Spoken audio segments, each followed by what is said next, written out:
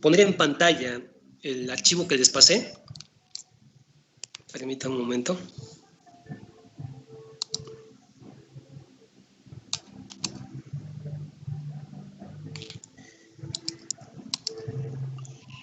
Bien, jóvenes.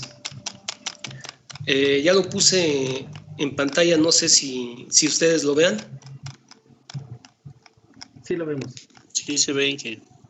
Muy bien. ¿Les llega bien la señal? Sí, hasta ahorita sí. Sí, profe. Bien, perfecto. Entonces vamos a continuar. Muy rápido, jóvenes. Estábamos viendo aquellos métodos que nos auxilian para definir en cierto rango de aproximación cuánto vale la resistencia al flujo del agua a través de una masa de suelo. A esa propiedad la llamamos coeficiente de permeabilidad y, les repito, es el parámetro fundamental en el diseño geotécnico de una obra hidráulica. Pero también es el parámetro que es más difícil de obtener con cierto valor confiable. Existen varios métodos que, dependiendo de la naturaleza del suelo y dependiendo del costo y de la importancia de la obra, nos pueden determinar nos ayudan a determinar el valor de este coeficiente con el cual determinamos la conductividad hidráulica. Bien, hablamos de los métodos inducidos, hablamos también, o estamos hablando de los métodos directos. Los métodos directos, les repito, tienen como objetivo medir el coeficiente de permeabilidad. Perdón, ¿alguien dijo algo?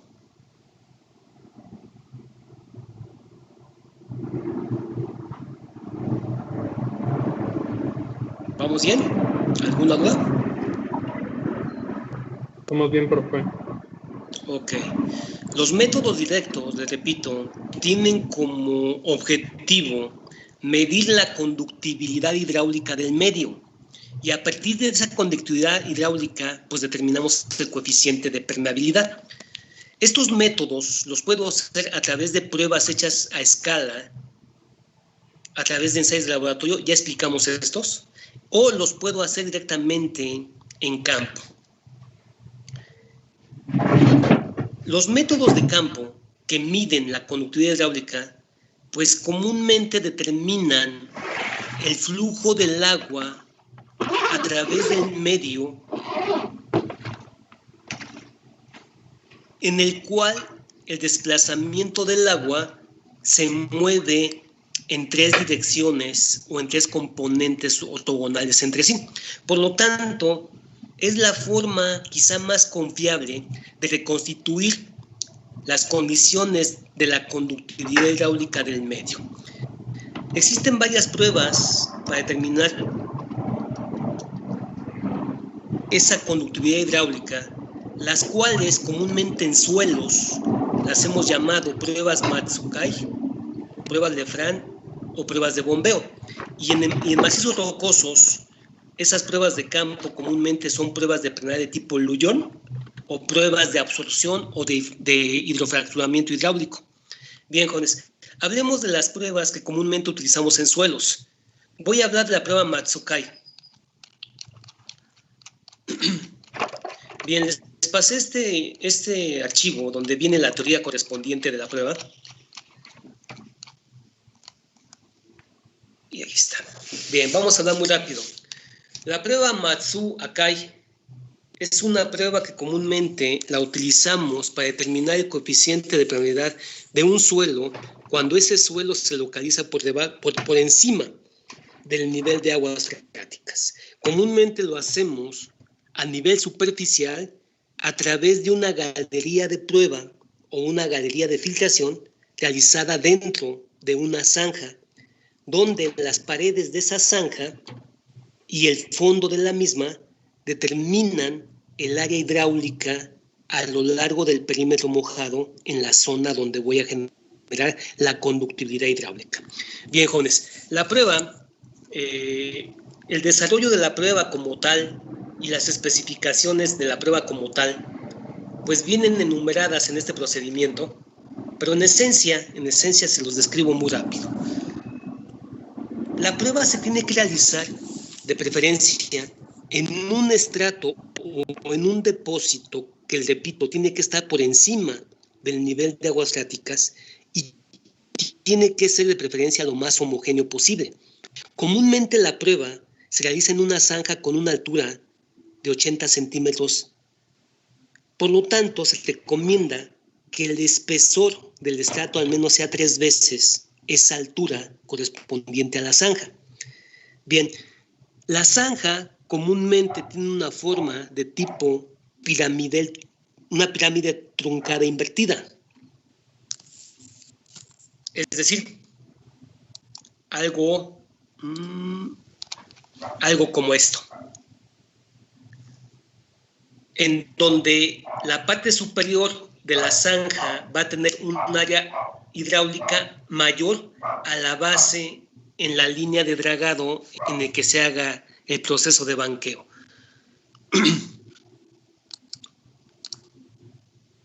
Comúnmente, las dimensiones de la zanja son de tipo rectangular a nivel del fondo de la excavación, en donde el ancho va a tener una dimensión que ustedes definan y el largo tiene una proporción de 2 veces ese ancho. A partir de esas dimensiones que ustedes elijan, aunque es recomendable que el ancho mínimo de la excavación no sea menor a 40 centímetros, lo más común es que ese ancho sea de 1 metro. Consecuentemente, el largo mismo de la excavación a nivel del fondo será 2 veces ese ancho. A partir de allí, ustedes generan las paredes de corte o los taludes en la pared de corte de esa zanja, que tiene que tener una proporción de 45 grados, es decir, no es su proyección horizontal vertical. De esa manera, internamente la estructura del área hidráulica en la galería de filtración, que, como les repito, pues es una pirámide trapezoidal truncada. Se establece en primera instancia el perfilamiento adecuado de las paredes de corte y del fondo de la excavación, con el fin de que el espacio interno de esa excavación pues sea en lo más posible un prisma regular en el cual podamos conocer las dimensiones de la manera más precisa posible. Así también se aconseja que la superficie horizontal del terreno a nivel donde termina el hombro de esa excavación, pues también sea una superficie horizontal.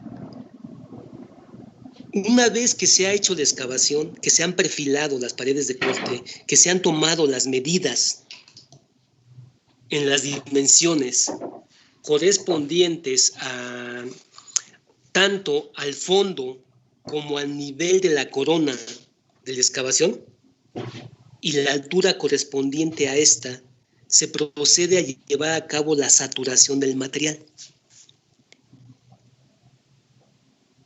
La saturación, jóvenes, se va generando a través de la aportación de agua que ustedes vayan introduciendo al interior de la zanja. Es recomendable que esa saturación genere una condición no solamente de saturación, sino de sumersión en la zona aledaña a las paredes de la zona de excavación y al fondo de la misma. Se recomienda que ese proceso de saturación pues, más o menos se lleve 24 horas en un suelo granular y de 72 horas en un suelo fino.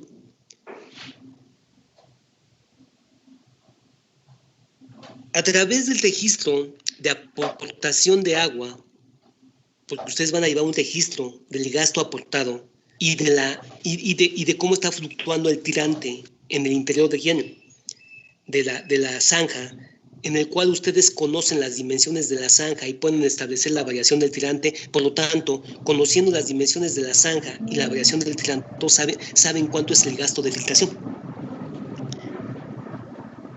En el momento en que el gasto de aportación sea igual al gasto de filtración, en ese momento, pues se ha generado el flujo establecido dentro de la masa de suelo en la zona aledaña a la galería de filtración.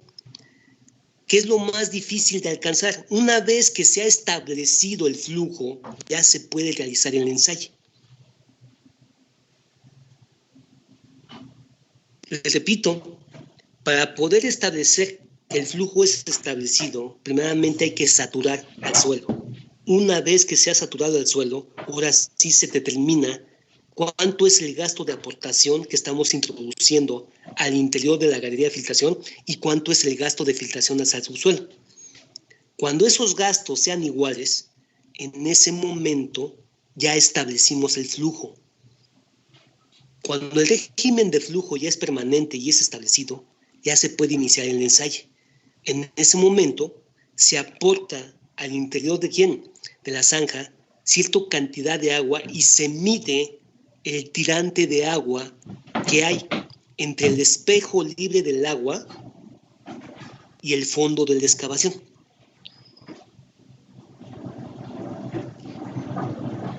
Se pone un escantillón o una regla que me va a permitir medir a través del tiempo la variación del tirante de agua en el interior de la excavación. De esa manera puedo establecer con respecto al tiempo el gasto o el volumen de agua filtrado. Y de esa manera puedo establecer el gasto de filtración durante el ensayo. A través de varias mediciones en cuanto a la variación del tirante del agua internamente en la excavación y del tiempo transcurrido, podemos establecer cuánto es la variación del gasto a través del ensayo y a través del tiempo en que se ejecutó la prueba. Dependiendo del número de lecturas que ustedes hayan hecho, van a determinar para cada lectura un gasto correspondiente. Al final de cuentas van a sacar un gasto promedio correspondiente a todas y cada una de las lecturas hechas. De esa manera tendrán un primer gasto correspondiente a una primer área hidráulica. Una vez que ha terminado ese proceso de la prueba, van a aumentar las dimensiones de la zanja.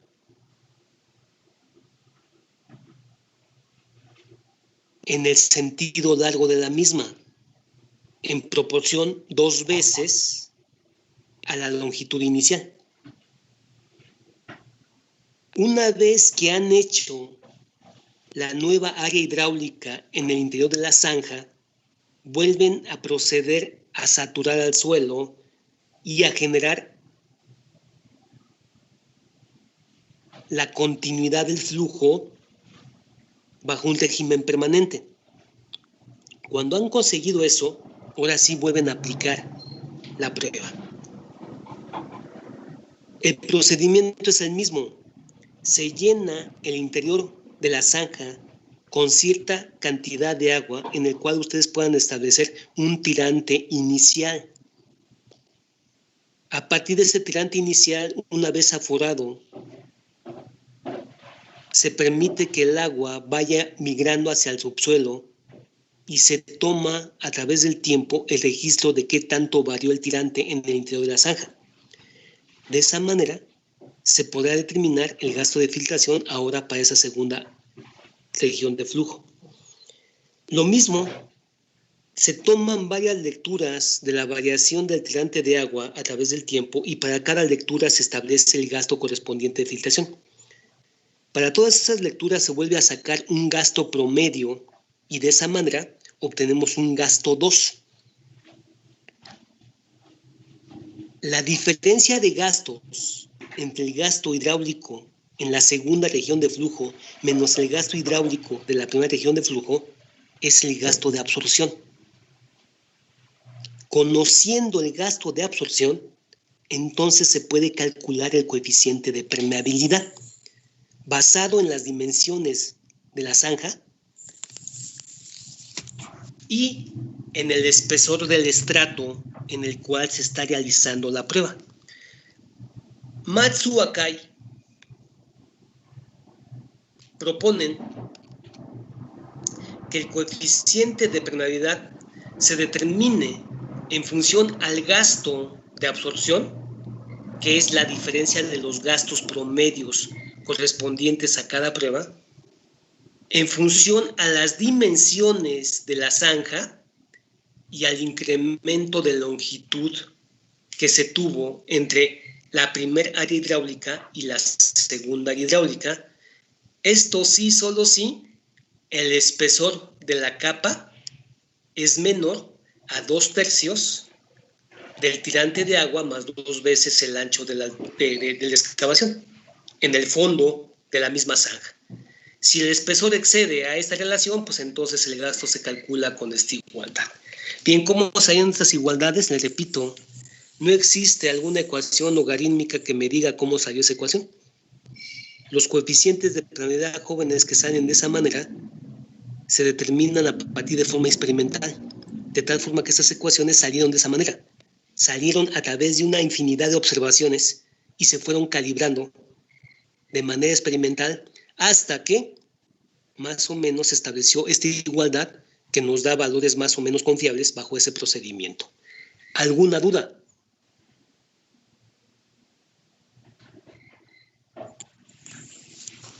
Inge, ¿cada una de estas pruebas son sustitución o complementarias de las de laboratorio?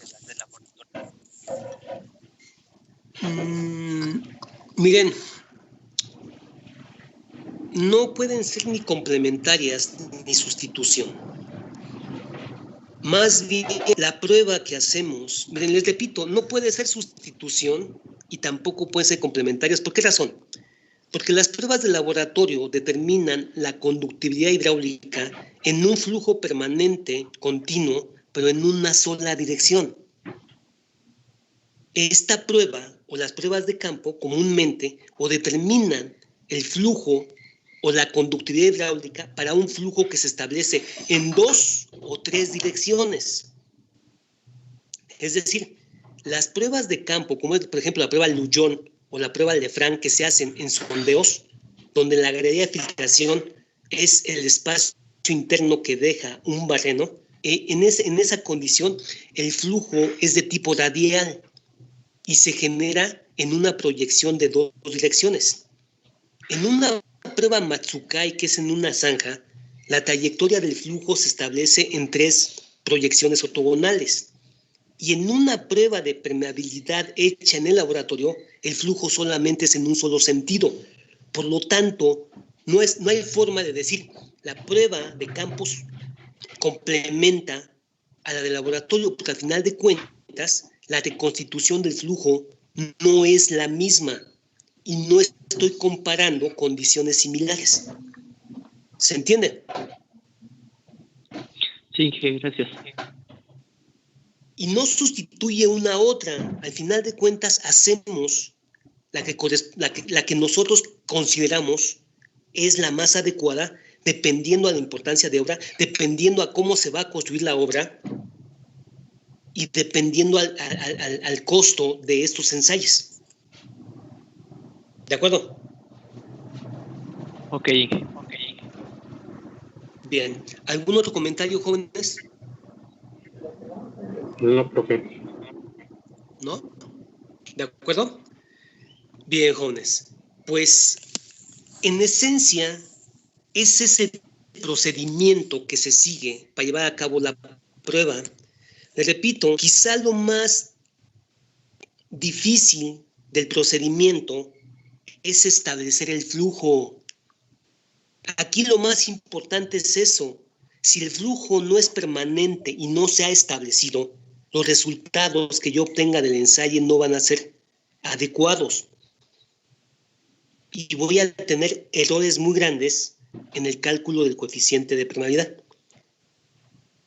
Por lo tanto, el llevar a cabo la prueba, les repito, pues, ustedes me pueden decir, es que la prueba pues, no es costosa, porque simplemente implica hacer una zanja. Sí, el costo no es hacer la zanja, el costo es estar todo el día aportando agua y teniendo allí 1 o 2 pipas que me estén abasteciendo la cantidad de agua que necesito según la conductividad hidráulica del medio.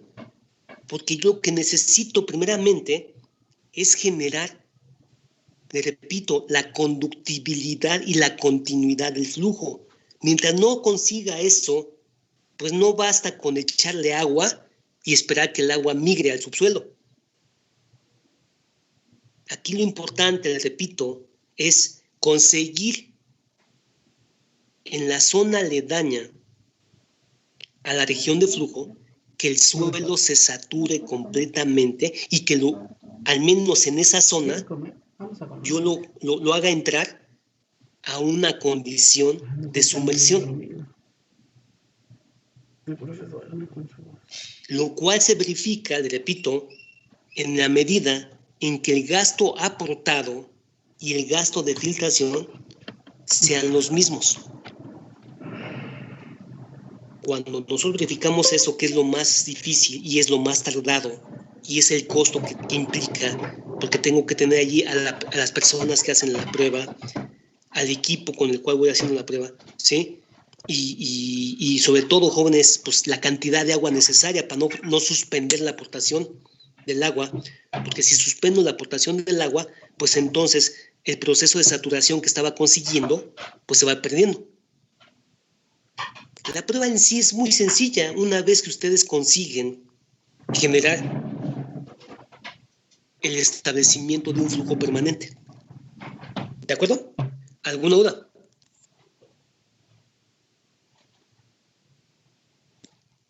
No dije. Bien, entonces, en la información que les pasé, pues les repito, viene en qué consiste la prueba, el concepto básico de la misma, el procedimiento que se sigue, más o menos unos esquemas de lo que hay que tener cuidado al realizar la prueba, ¿sí?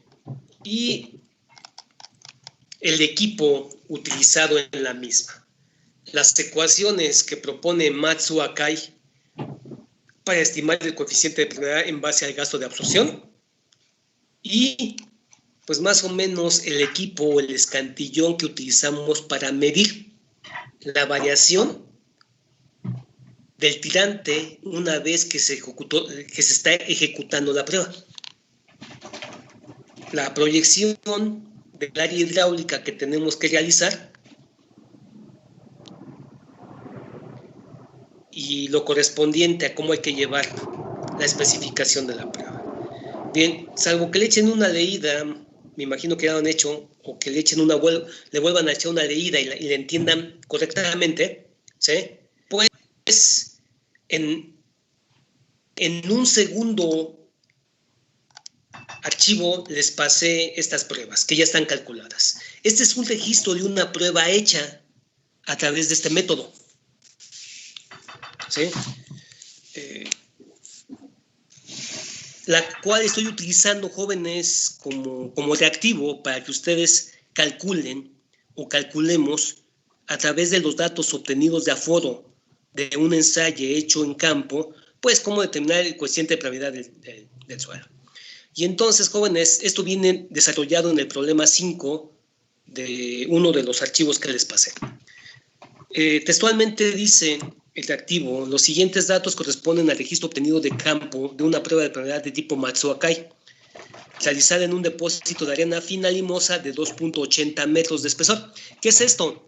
Que antes de hacer la prueba, primeramente hay que hacer un pozo a cielo abierto para verificar, uno, el espesor del estrato donde pretendemos hacer, o la potencia del estrato donde pretendemos hacer la prueba, y dos, determinar la homogeneidad de ese estrato y el material que lo constituye. La información obtenida del pozo pues me va a permitir determinar qué altura le voy a dar a mi zanja cuando haga la prueba. Bueno, para esto se realizó una zanja de acuerdo a las dimensiones propuestas de acuerdo a la prueba Matsu Akai de 50 centímetros de base, 1 metro de longitud y 60 centímetros de altura o de profundidad. Lo mismo, los taludes en las paredes de corte tienen una proporción de 45 grados, ¿sí? Y esto fue en una primera etapa, y en una segunda etapa, la zanja se generó con un incremento en su longitud hacia 1 metro. Es decir, establecimos una relación del doble a lo inicial según la longitud inicial de la prueba. Sí, dice, en ambas etapas o en ambas condiciones, primeramente se llevó a cabo la saturación del material y una vez que se realizó la saturación y que se tuvo el régimen establecido del flujo, ahora sí se realizó la prueba. La prueba se realizó con un tirante inicial de 50 centímetros en la excavación. Y a partir de allí se midió la fluctuación de este tirante con respecto al tiempo y este registro está aquí indicado. Se tienen como datos de la prueba el ancho inicial, la longitud inicial de la prueba y la altura de la zanja. El espesor de la capa que se determinó donde se está realizando el ensayo y el tirante inicial de la prueba. Se conoce también en una segunda etapa cuánto fue el incremento de la longitud. La pendiente de los taludes que se tomaron pues fue de 45 grados, ¿sí? Y la ecuación que se utilizó según Matsu Akai para determinar el coeficiente de permeabilidad, ¿sí?, es esta, ya que esta relación resultó ser menor a la distancia y, que es el espesor de la capa donde se está haciendo la prueba. Y simplemente una vez que se estableció el tirante inicial, se dejó transcurrir ¿quién? El tiempo, y en un tiempo correspondiente de medio minuto, el tirante bajó de una posición inicial a una posición final en una distancia vertical de 1.90 centímetros. Y ese procedimiento se siguió en diferentes intervalos de tiempo hasta un tiempo correspondiente a 10 minutos, obteniéndose así la variación correspondiente de los diferentes tirantes. Esto fue el registro obtenido en la primera etapa de la prueba y esta es el registro obtenido en una segunda etapa de la prueba, cuando ya la longitud se incrementó en 1 metro más. ¿Alguna duda?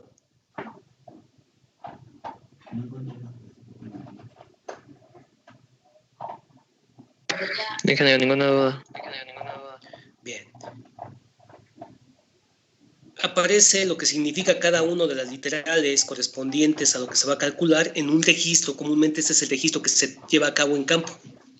Bien, con este registro en campo, entonces se levanta o se hace un levantamiento del área hidráulica, en el cual ustedes conocen la distancia inicial en el fondo, tanto en su longitud como en su ancho.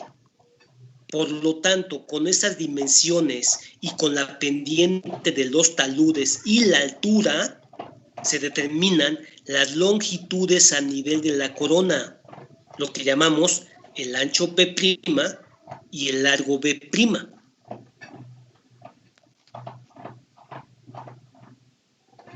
¿De acuerdo? ¿Alguna duda?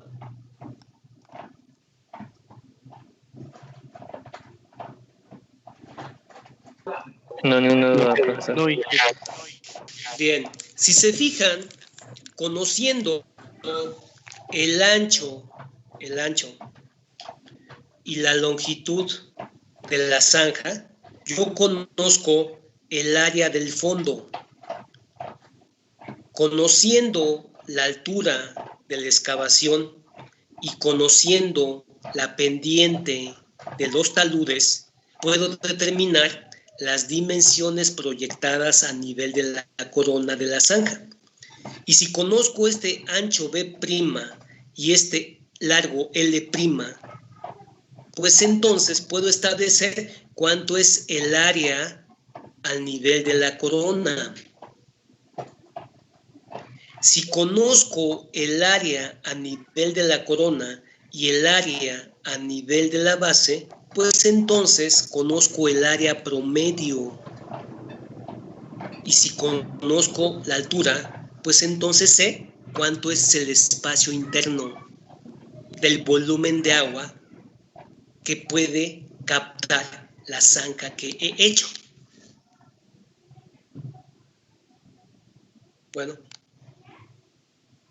pues con eso, con ese volumen inicial, que es el volumen de la zanja, que no solamente lo puedo sacar para la altura correspondiente a la zanja, incluso yo puedo sacar este volumen para cualquier tirante de agua.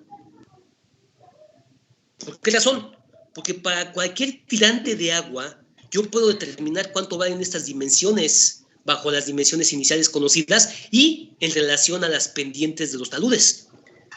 Por lo tanto, yo puedo determinar para cualquier tirante, miren, por ejemplo, para esta prueba, inicialmente, si el tirante inicial fue de ¿cuánto? Si el tirante inicial de la prueba fueron de 50 centímetros, ¿sí? Pues entonces, en un tiempo de 1 minuto, la fluctuación del tirante fue 1.90. ¿Cuánto fue el tirante que me quedó de agua?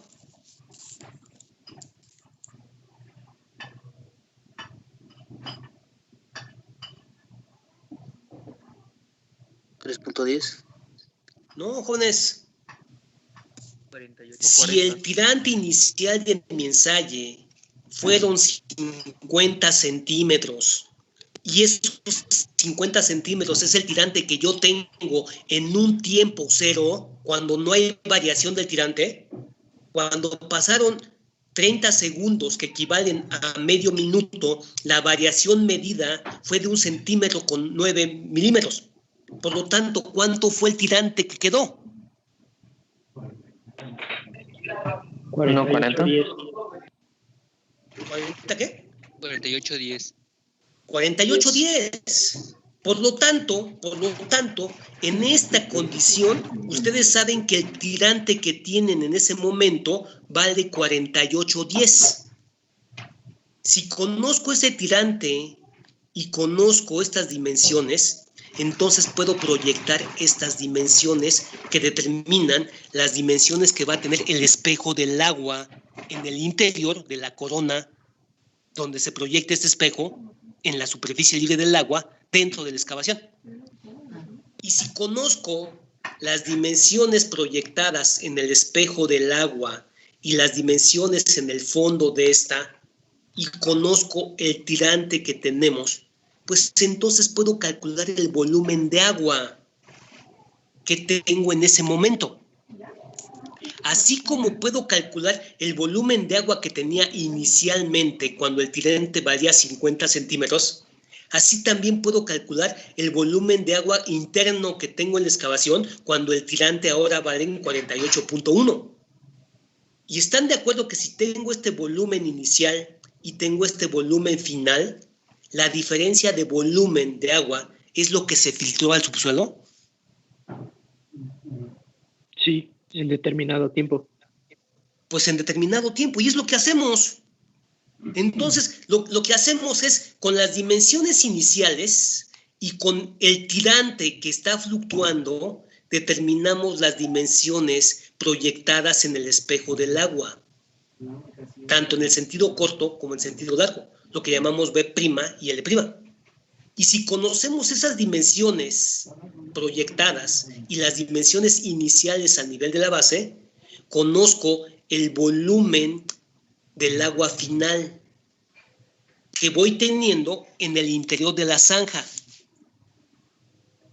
El volumen de agua que voy teniendo en el interior de la zanja y que va variando dependiendo de la fluctuación del tirante. Con el volumen inicial y el volumen correspondiente que voy teniendo en cada variación del tirante, calculo el volumen de filtración. Si conozco el volumen de agua filtrada y conozco el tiempo, conozco el gasto. Y si conozco el gasto, puedo establecer el coeficiente de edad, si es que lo quiero hacer, al menos para ese intervalo. Lo cual no es aconsejable. Lo más aconsejable es, primeramente, sacar un gasto propio en cada ensayo, como es el caso. Este cálculo, con estos datos, el cálculo correspondiente viene en esta tabla. ¿Qué es esto? Que lo que estamos haciendo en el desarrollo de esta tabla, porque aquí les dice, vamos, en estos puntos les va a decir lo que van a calcular. Yo lo único que estoy diciendo, jóvenes, es, pues simplemente les estoy mencionando cómo fue el cálculo. Pero si ustedes quieren, pues ver paso a paso, pues consulten este procedimiento.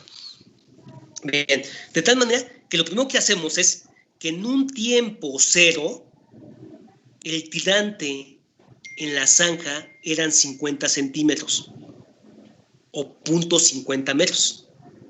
Con este tirante y con estas dimensiones iniciales y con la pendiente del talud, se proyecta este ancho y este largo. Pues es tan simple. Si la proyección de los taludes es 1 a 1 y tengo 50 centímetros de altura, ¿cuánto crece horizontalmente? Si la proyección es 1 a 1.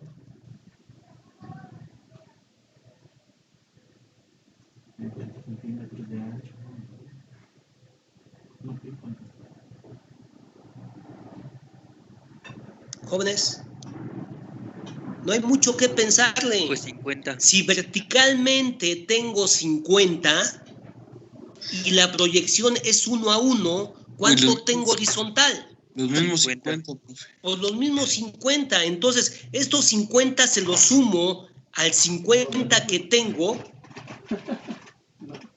perdón, al metro. Aquí hay un error en este cálculo. Ancho B'. El ancho B', miren, hay un error en este cálculo. No lo había Tendría checado. que ser 2 metros, ¿no, güey? Aquí tendría que ser 1 metro. Esto inicialmente tendría que ser 1 metro. Ah, no, miento. Es que... No, ahí va. No, está correcto. Esto está correcto. ¿Por qué razón? Porque el incremento, miren, a ver, les voy a poner la sección transversal. La sección transversal es esta. Aquí está. Ahora sí. Aquí está la zanja, vista en un corte, en una sección transversal. Si esto inicialmente vale 50 centímetros, esto inicialmente, bueno, en este caso aquí está L, pero así como es L, así también proyecto B. Bueno, imaginemos que es B, y el B inicial me están diciendo que vale ¿cuánto? El B inicial vale 50. 50 centímetros. Entonces, bajo esa condición, yo sé que de aquí a acá valen 50 en el fondo de la excavación. Ahora lo que yo quiero es cuánto vale esta longitud proyectada a nivel de la corona en el espejo del agua, a la cual estamos llamando B'. ¿Cuánto vale B'? Pues B' vale esta distancia más 2 veces esta proyección. ¿O no? Sería, sí. Sí, Ahora bueno, serían unos 50. Pues ahora sí. Pues si esta altura vale 50 centímetros, por lo tanto, esta proyección también son 50 centímetros. ¿Es así o no? Sí. Pues entonces tendría yo 50 aquí y 50 de este lado, pues ya tengo 1 metro, más el 50 que es el fondo, pues ya tengo 1,50 m, que es esta primera distancia. De igual manera, si proyectamos L', pues partiendo de que la longitud inicial en el fondo de excavación vale 1 metro, ahora regresándonos, si esto vale 1 metro inicialmente, pues entonces la longitud proyectada L' en el espejo del agua va a ser igual a ¿quién? A esta longitud inicial más 2 veces la proyección, que tiene que ver con este tirante. Y como este tirante es de 50 centímetros en un tiempo inicial, pues esta proyección horizontal también son 50 centímetros. 50 centímetros y 50 centímetros me da 1 metro, que sumado al metro de la longitud a nivel del fondo, pues eso me determina que la longitud inicial vale ¿cuánto? 2 metros. Vale 2 2 metros. metros. Sí, ahí está. De esa manera está calculada las dimensiones proyectadas a nivel del espejo del agua en un tiempo igual a 0. Por lo tanto, si conocemos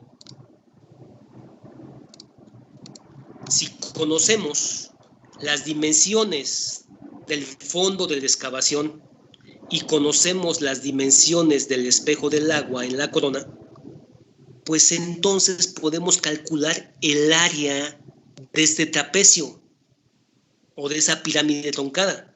Lo único que hacemos es calcular ¿quién? El área que tenemos a nivel del espejo del agua y el área que tenemos a nivel del agua en el fondo de la excavación. Sacamos un área promedio y a esa área promedio la multiplicamos ¿por quién? Altura. Por la altura. Por la altura del agua, y ese resultado me va a dar ¿quién? El volumen. El volumen. Ese resultado me va a dar el volumen inicial de agua. Nada más por no dejar, jóvenes, calcúlenlo, por favor.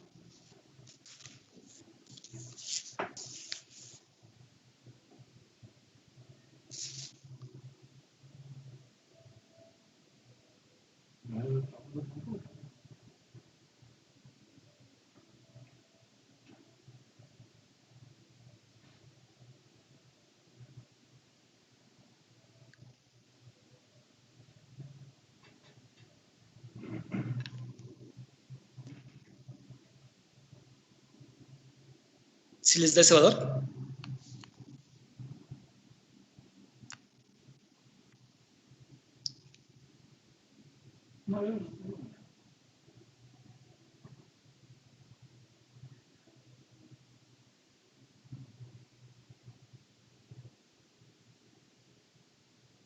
Bien, jóvenes, no es muy difícil, ¿eh? Simplemente es 0.5 por 1 metro, eso me da el área del fondo, y después 1.5 por 2 metros, eso me da el área en la corona. Sumo esta área a esta área, la divido entre 2, saco el promedio y la multiplico por el tirante del agua, que es 0.5, eso me tiene que dar ¿quién? El volumen. Sí, da .875. Ahí está. ¿Alguna duda? Jóvenes, ¿alguna duda los demás? No, ingeniero. No, ingeniero. No, hasta ahorita Bueno. no. Pues así se calcularon estas dimensiones, pero ahora para este tirante que quedó después de restarle al tirante inicial la variación del tirante. Al tirante inicial le quitamos esta variación y nos da este tirante. Y con este tirante calculamos ahora estas nuevas dimensiones, que son las dimensiones proyectadas a nivel del espejo del agua. Con estas nuevas dimensiones calculamos el área en el espejo del agua que sumada al área del fondo del agua, en el fondo de la zanja, nos da un segundo volumen. Nada más por no dejar, por favor, chequen ahora este volumen de agua, correspondiente, obvio, a este tirante de 0.481.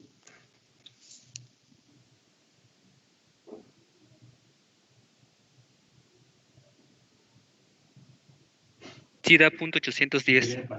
Ok. Y si ya conozco este volumen inicial y este volumen final, la diferencia de volúmenes es el volumen de agua que se filtró en este lapso de tiempo. ¿Por favor? ¿Sí les da eso?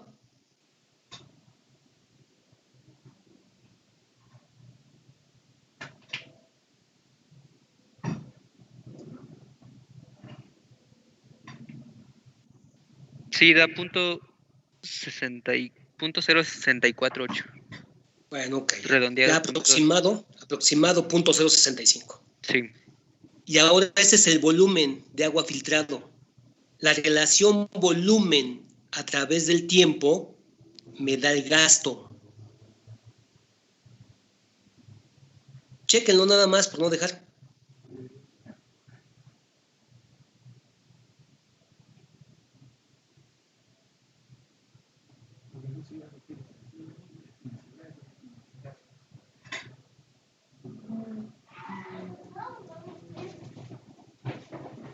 Tendríamos que hacer todavía el procedimiento que hicimos.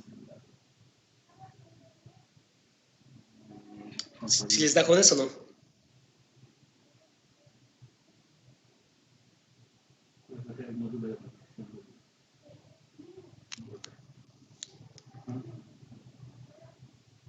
Jóvenes, ¿sí les da o no? Sí, sí, ya, 2.16 por 10 a la menos, creo. Sí, Ahí está. Pues de esa manera, el procedimiento es el mismo, el procedimiento analítico es el mismo.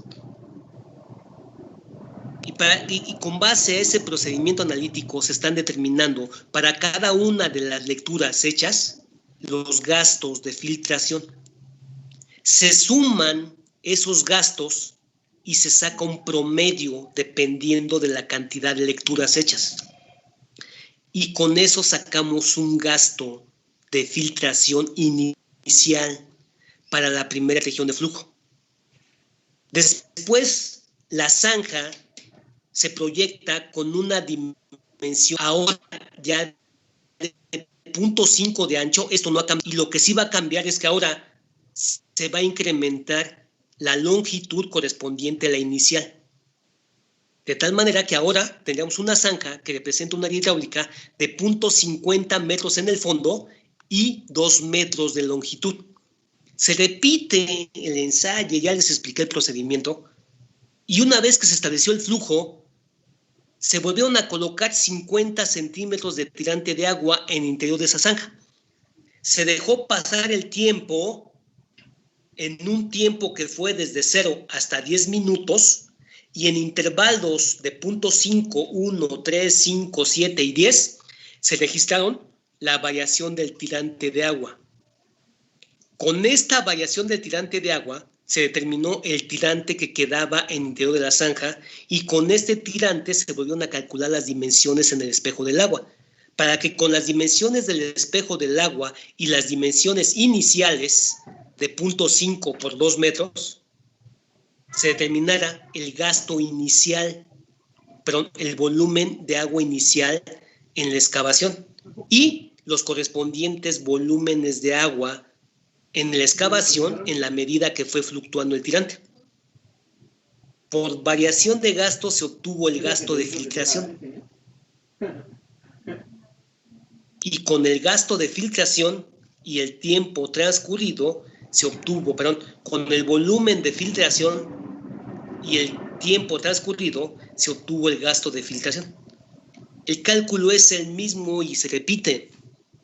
Se sacó un promedio del gasto correspondiente en la segunda etapa de la prueba, y la diferencia de gastos Q1 menos Q2 me da el gasto de absorción.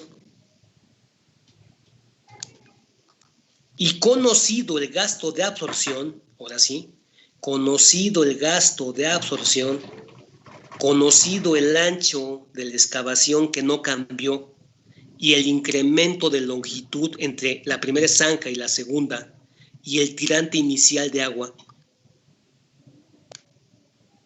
pues se calcula el coeficiente de permeabilidad. ¿Alguna duda? No, ingeniero. No, ingeniero.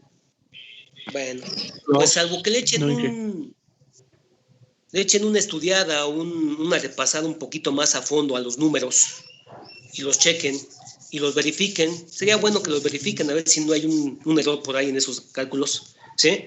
Pues de esa manera se calcula el coeficiente de permeabilidad. Bueno, si no tienen dudas, la siguiente clase hablamos de las pruebas Lujon y de las pruebas Lefran,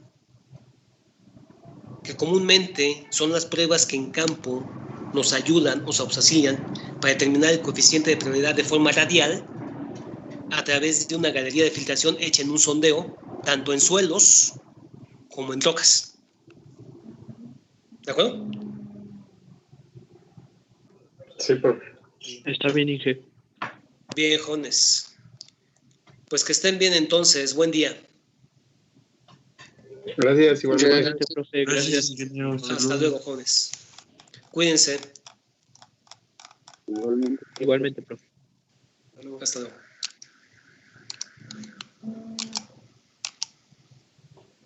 Mm.